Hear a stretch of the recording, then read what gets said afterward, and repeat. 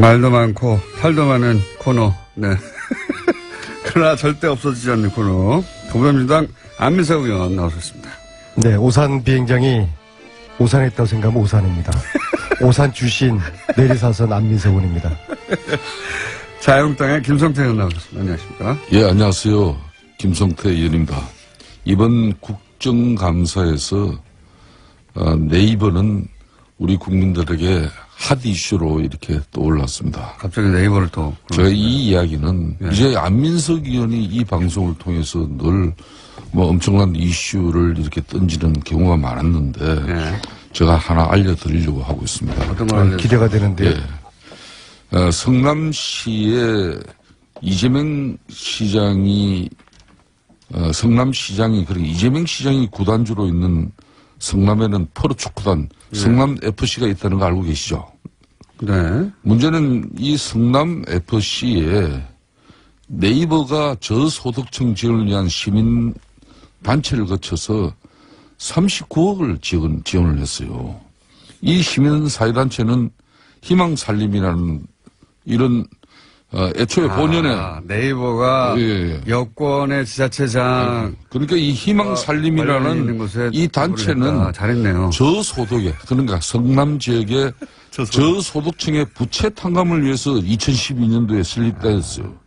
그런데 그러면 이 저소득층의 부채 탕감을 위해서 이렇게 뭐 해고 지원을 받는다든지 그러면 그렇게 용도가 쓰여져야 되는데 네이버로부터 이게 돈을 39억을 받아가지고 40억을 받아가지고 이 본업보다는 이 성남 FC 그러니까 스포츠단 광고비의 대부분 이 기금을 사용을 했어요.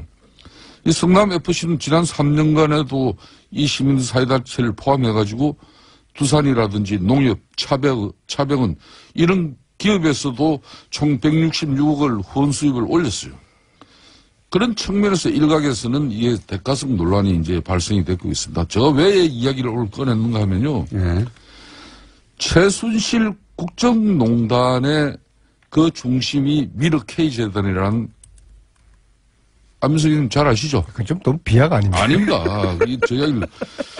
이거는 성남판 미러 K 스포츠 대단이에요. 예? 좀 많이 하신 것 같은데. 아니, 왜냐면은.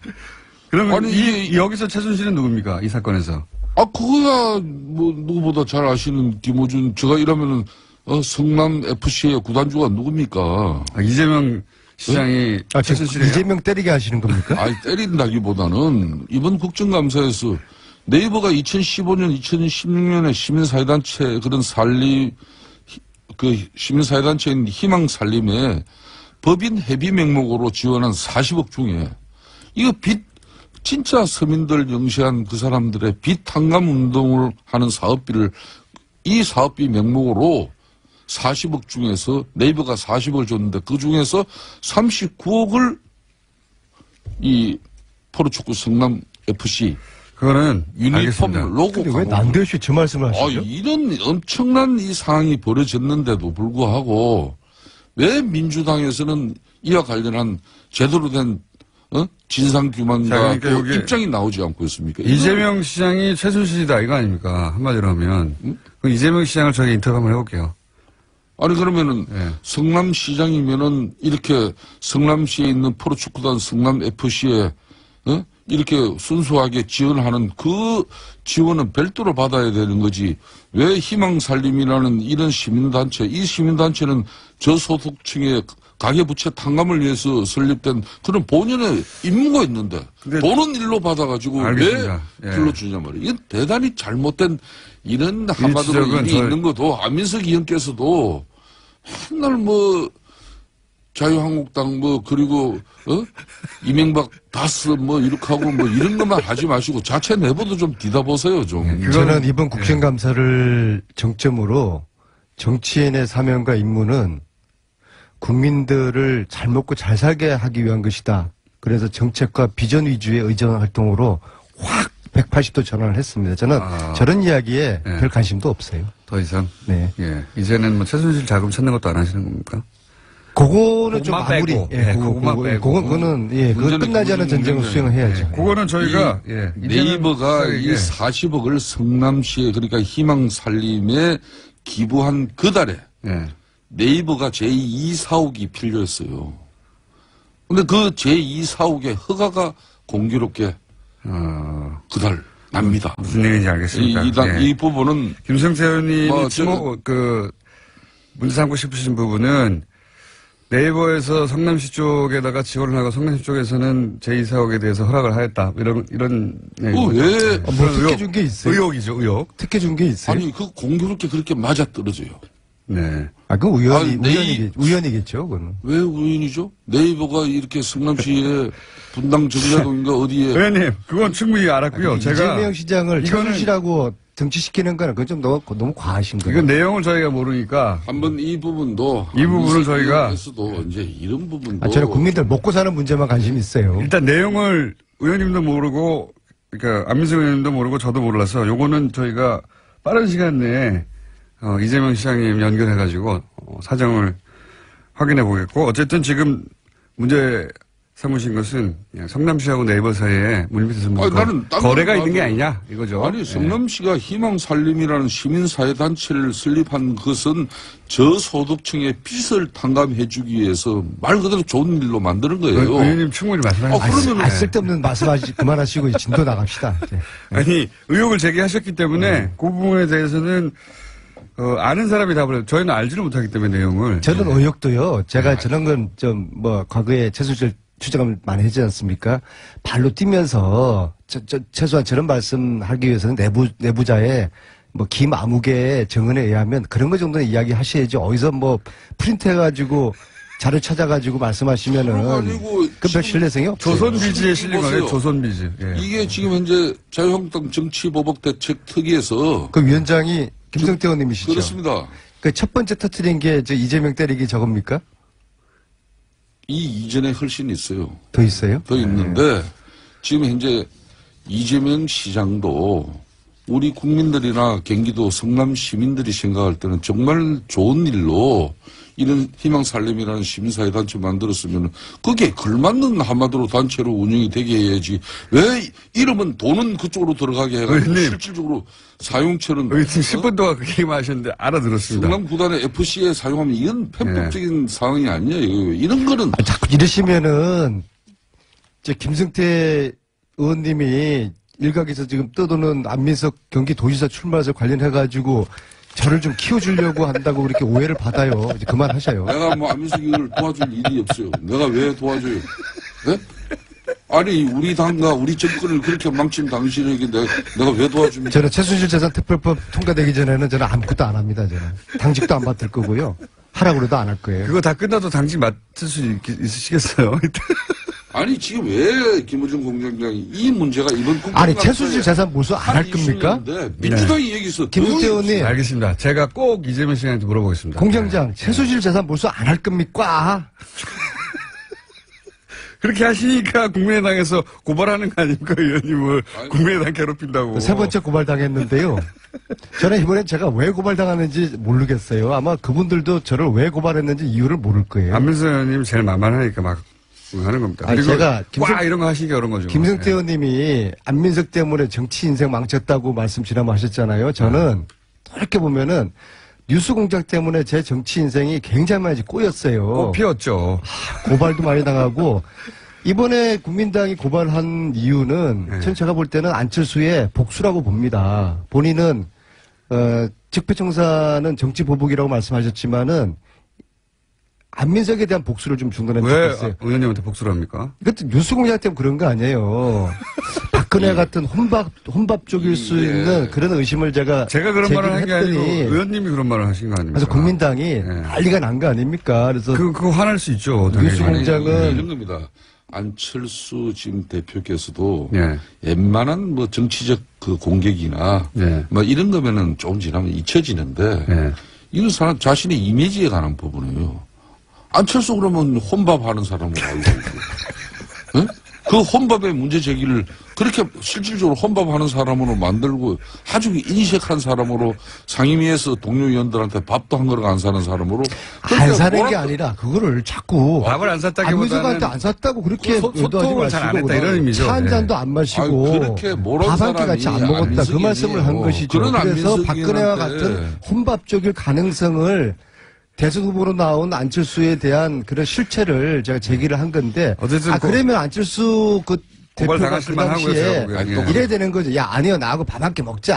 아유, 뭐 그런 가지고 그러냐 이렇게 하는 게 정상인데 그걸 갖다가 방심위에 제소를 했잖아요. 번 더 그래서 고발당하시겠네요. 뉴스공장이 김호준 공장장이 징계 먹었잖아요. 그러니까 처음 안철수 제가 한 말은 아니에요. 안철수 대표는 뉴스공장이 지난 징계를 2월 달에 먹었잖아요. 혼밥 문제를 갖다 안민석 의원이 제기하고 그 이후에 안철수 후보가 최순실 사태에 또 침묵했다는까지 그것도 이제 고발당했죠. 그 고소당해서 공격을 그게 했어요. 이제 응? 그건 무혐의 나오잖아요. 무혐의 나왔잖아요. 예. 수원지검의 그러니까 판결문이 뭐냐면은 예. 안민석 의원의 주장은 아주 객관적이고 과학적인 데이터 분석에 의해 가지고 과학적이란 말까지는 안 했죠. 과학적이라는 게 있습니다. 있어요, 진짜로? 사이언티픽. 그래서 그게 아니, 이제 안철수 대표한테는 속기록을 검색해보고 한 말이다 이런 말이죠. 예. 그러니까 지금 안민석 화가 난 거예요. 그래서 안철수 저한테 의원은 화는 날만 하죠. 예. 무차별 정치 복수를 지금 하는 겁니다. 그러니까 안철수 의원이 지금 어떤 힘들어 죽겠어요. 상황이면요. 그 당시에 혼밥 뭐 그런 문제를 가지고 이렇게 살짝 던져놓은 돌 하나가 결과적으로 국민의당의 대선 플랜을 꼬이게 만드는 그런 파장을 일으켰어요. 그랬습니까? 결과는 또 지금 당내 분란에 항상 이게 소재로 또 등장합니다. 그러니까 어찌 보면은 더 큰 파장을 만드는 옛날 얘기 게 그만하시고 이제 최순실도 그렇고 김관진 남재준 안철수도 그렇고 제가 저는 내가 이 말씀합니다. 내가 누누이 말하지 않습니까? 안민석 의원 말에 휘둘리면은 정치 인생이 꼬이고 안민석 의원한테 놀아나면 패가 망신다. 그런데- 저는 이제 국민 초병으로서 편한 얘기 좀 하세요, 국민 두 분 다. 이렇습니다라고 말씀하시는 게 김관진 이번에도 공개한 요 이야기 왜 내가 고발당한지 국민들한테 알지 되는 고발도 안 했어. 왜 본인이 뭔가 잘못했으니까 윤석열과 고발도 안철수가 한 저렇게 거지. 싸우는지를 말씀드려야 되는 거 아니겠어요? 제가 그랬어요. 제가 제출한 최순실재산 몰수법 여기에 이게 최순실의 저주입니다. 이 몰수법에 국민당 의원들이 반 뺏겨 서명하지 않았다. 그래서 소극적이다라고 이야기를 하니까 작년 연말에 국민당은 당론 발의했는데 안민석 의원이 허위 사실을 방송에서 이야기했다 그랬던 거 아닙니까? 의원님 그래서 제가 억울한 거 알겠고요. 사과를 예. 했어요. 그럼 법정에서 해결하시고요. 국민당이 발의만 해놓고 아무것도 안 해서 난 몰랐다. 아마 안민석 의원이- 공장장도 몰랐을 거예요. 그래서 내가 사과를 했어요. 페북에. 그런데 그 다음날 저를 검찰에 고발을 하더라고요. 자, 축하드리고요. 안민석 자, 예? 그러니까 네이버가 우성희 의원이 야 이거 너무 옹졸하고 치사한 거 아니냐. 초딩같이 왜 이러냐. 좀 이야기합시다. 그래서 그랬더니 윤석열 안철수하고 지금 전쟁이 벌어지고 있는 겁니다. 말씀하세요. 안민석 의원님. 고발 당해보세요. 왜? 심정이 어떤지. 네이버. 왜 네이버가 네이버 떠났어요. 성남시 분당구 정자동에 이 처음부터 사실인 것이 제2 어떡합니까, 그거? 사업을 이렇게 짓고자 했는데 그런 측면에서 왜 희망살림이라는 그런 알겠습니다. 시민단체를 통해서 알겠습니다. 네이버가 40억을 쏘아줄까요? 똑같은 걸 또 읽으시면 어떻게 합니까? 세 번째. 그런 거 진실도 좀 밝혀보세요. 알겠습니다. 제가 꼭 이재명 이야기는 이제 그만하시고. 아니 안철수 대표님 얘기는 이재명 그만하시고요. 이제. 시장하고 동업자입니까? 좋아하죠. 이제 그만들 훌륭하죠, 하시고요. 이재명 시장. 그럼 자신들이 이게 문제 있는 거는 말 안 하고 제가 물어보고 제가 다음 주에 말씀드릴게요. 진도를 좀 나가주면 예, 두 분이 충분히 하셨어요. 자, 안철수 복수 긴장하십시오. 그만하시고 이제 김관진 전 국방장관 예, 일단 그부터 해야 되겠군요. 어쨌든 한미 정상회담이 있었지 않습니까? 한마디씩 총평 좀 해주시면요.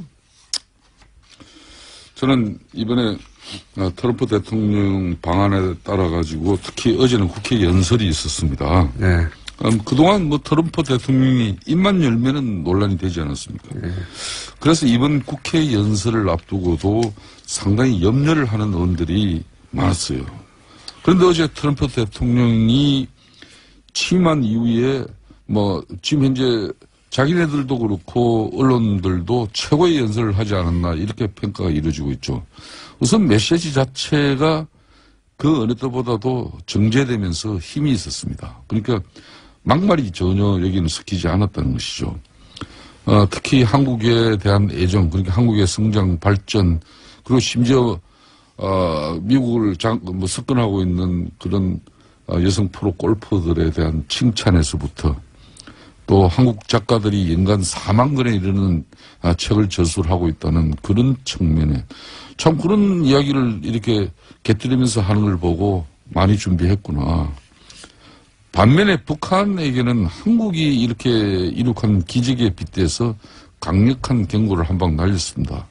그런 측면에서 또 굳건한 한미 동맹을 재확인할 수 있었던 그런 자리이기 때문에 저는 큰 의미가 있었다고 봅니다. 제가 지난 6월에 공군 1호기 대통령 전용기를 타고 특별 수행원으로 미국 갔을 때만 하더라도 트럼프와 문재인 사이에는 묘한 의구심과 불신이 흘렀어요. 트럼프 쪽에서는 문재인 대통령을 향해서 혹시 공산주의자 아닌가, 커뮤니스트 아닌가라는 의심을 가지고 있었고, 공산주의까지 생각했지만 실제 어쨌든 그렇습니다. 그다음에 신뢰가 없었다 이거죠. 문재인 대통령 쪽에서는 트럼프 너무 통제가 안 되고 이 예측이 불가능하다 그랬는데 몇 달 사이에 이번 특히 방미를 통해서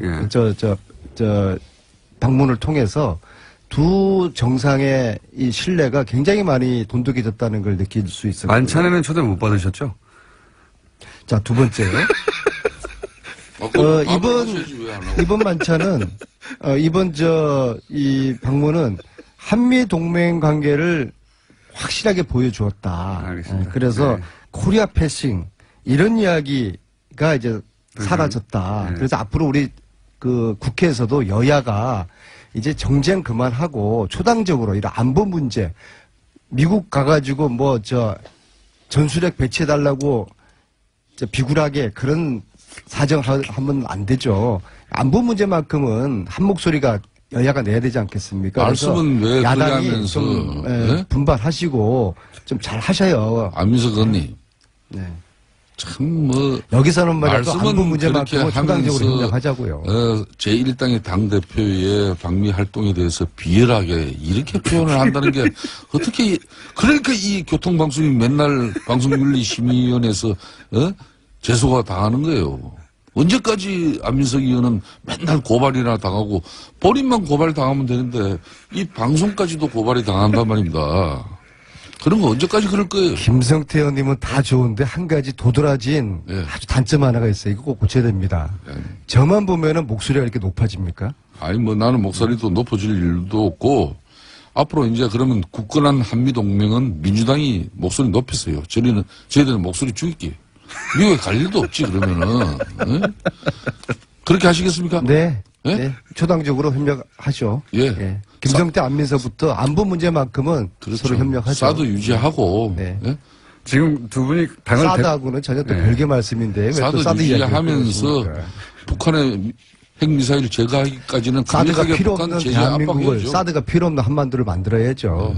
이제부터 우리가 중국, 러시아하고의 관계도 잘 만들어 두 분이 초당적 협력을 거론할 만큼 긴장을 당을 대표하지는 않는데요. 하시는 건 아니잖아요. 그렇죠. 북한의 핵미사일을 제거하고 한반도가 평화롭게 왕래될 수 있는 그런 국가체제를 서로 갑시다. 그런데 지금 민주당 입장에서는 지금 북한의 핵미사일이 당장 위협이 되니까 그냥 평화라는 그 단어 앞에 핵과 미사일을 덮어버리면은 그게 어떻게 평화고 안보입니까? 이걸 지적하는 거예요. 이런 논의는 국내에서 하고 미국 가가지고 엉뚱하게 사고 치고 돌아오고 그러지는 마시고요. 의견은 다를 수가 있잖아요. 국내에서 이야기하고 그다음에 좋은 의견 도출해가지고 이 안보 외교만큼은 우리 초당적으로 협력하자고요. 그러니까 지금 그리고 오늘 한반도 전쟁을 원하는 건 않잖아요. 지금도 안민석 의원님 북한의 핵 잠수함이 그리고 핵 항공모함이 세 척이 나와서 북한의 핵과 미사일을 제거하고 제재하는 압박의 수단으로 지금 동원되고 있습니다. 그렇기 때문에 여기에 우리도 특히 문재인 정권이 어떤 경우도 북한의 핵과 미사일이 그리고 핵이 폐기되기 전까지는 개성공단을 그 이전에 가동한다든지 건강상 관광을 또 미리 시작한다든지 그러니까 자한당은 무조건 이런 일은 없도록 북한을 하세요. 비틀고 조르고 압박하자고 하는데 물론 그 필요합니다. 또 한편으로는 대화를 끊임없이 해야죠. 투체력으로 가야 되는 거죠. 북한하고. 이건 어떻습니까? 김관진 전 국방장관이 사이버사 증원이 이명박 대통령 지시했다고 했는데 이렇게 되면 이명박 대통령도 책임을 피할 수 없게 된 거 아닙니까? 간단하게. 이명박 MB가 무상급식 먹을 날이 머지 않았죠. 저는 크리스마스를 넘기지 않을 거라고 보고요. 특히 저는 이제 제가 그냥 추측에 정윤회가 유일하게 형님이라고 불렀던 김관진 국정농단 과정에서 어떤 역할을 했을까? 끊임없이 제기되는 MBC뿐만 아니라 박근혜 정권에서도 역할을 했을 것이다. 최순실이가 어떤 무기와의 무기 거래 이런 이야기들이 저는 김관진의 커넥션 이 부분을 검찰이 이 부분을 최순실, 김관진 무기 거래 이 부분을 검찰이 저는 김관진을 구속시켜야 된다 봅니다. 안민석 의원님, 구속시켜서 영장을 청구됐습니다. 이미. 제가 이참에 한 말씀 드리겠습니다. 그런데 판사들을 믿을 수 없다기는 좀 그렇지만요. 고발당하신 입장에서 그런 말 하시면 안 되고요. 아니, 그리고 말이에요. 법정에 쓰실 텐데. 지난번에 이용은 부장판사 있지 않습니까? 이재용의 그 주심판사를 맡아서 그것도 역시 제가 뉴스공장에서 그 사실을 이용은 판사의 장인이 최순실의 후견인이다. 그래서 하루 만에 판사가 바뀌지 않습니까? 근데 그 판사가 지금 누구를 지금 안민석 의원님. 주심 판사입니다. 예, 누구의 주심 판사냐면요. 예. 우병우입니다. 우병우. 예. 저는 이게 이해할 수가 제가 없어요. 한 말씀 드리겠습니다. 네. 조금 전에 이제 전직 대통령 이명박 대통령을 이제 국가가 주는 밥을 드실 때가 다 됐다 이제 이런 얘기를 하셨는데 제가 그냥 무상급식이라고 그러니까 표현했습니다. 저는 그래요. 차라리 그러면은 이명박 전 대통령에 대해서 이 댓글과 관련해 가지고 정확하게 이 정권이 당신을 갖다 구속시키겠다. 많잖아요. 선언하세요. 제가 왜 그런가 하면은 어제도 정말 저희들이 볼 때는 억울하고 정말 가슴 아픈 그 죽음이 어제 발현이 이루어졌어요. 그러니까 변창훈 검사입니다. 또 지난 30일에는 정모 변호사로만 알려진 국정원의 변호사. 오직하면 우리 사회가 그분의 조남자도 이렇게 알 수 없는 그런 정모 변호사의 그 안타깝고 억울한 죽음. 제가 파악을 했어요. 그분의 성함이, 망인의 성함이 정치호입니다. 정치호 변호사의 그 또 안타까운 죽음에 대해서. 그 죽음이 왜 이루어졌겠습니까? 아니, 고인들의 죽음은 안타깝지만요. 국정원 댓글 수사로 인해서 국정원장을 구속시켰으면은 국정원장이 그걸 책임지는 것이지 또 더 나아가서 MB에 대해서 그 최종 종착역이 목적은 무상급식을 무료로 드리는 그 이유라면은 그렇게 바로 가서 왜 주변에 이 참 힘없고 이 정말 시켜서 할 수밖에 없었던 그 상황의 공직자들을 죽음으로 내보는 국정농단에 한마디로 부역했던 살인정치, 보복정치 국정농단에 부역했던 검사나 변호사 관련자들은 자살할 게 아니라 자백을 해야 되는 것이죠. 이 변창훈 검사 사망 사건은 문재인 독재가 홍위병을 앞세운 대통령 정치와 친문 독재를 넘어서 살인 독재로까지 치닫고 있는 이런 엄청난 사건이에요. 그렇기 때문에 저는 지금 이 순간부터 6개월 동안 이 정치 보복, 오로지 보복을 위한 정권으로 이렇게 국민들이 각인할 정도의 아니 국민들이 국정운영은 국민들의 70-80%라고 원하는 적폐청산 했다고 해서 독재라고 이게 독재입니까? 아니 적폐청산이라는 국민들이 원하는 걸 하면 독재예요. 아 좋아요. 적폐청산이라는 이름만 그렇게 내걸고 그 내용은 사실상 보복이고 또 정치 사찰이고 그러면 안 되잖아요. 저도 MB의 구속을 원하시는 거예요? 저는 안민석 구속을 원하면 차라리 MB로 가라 이거예요. 왜?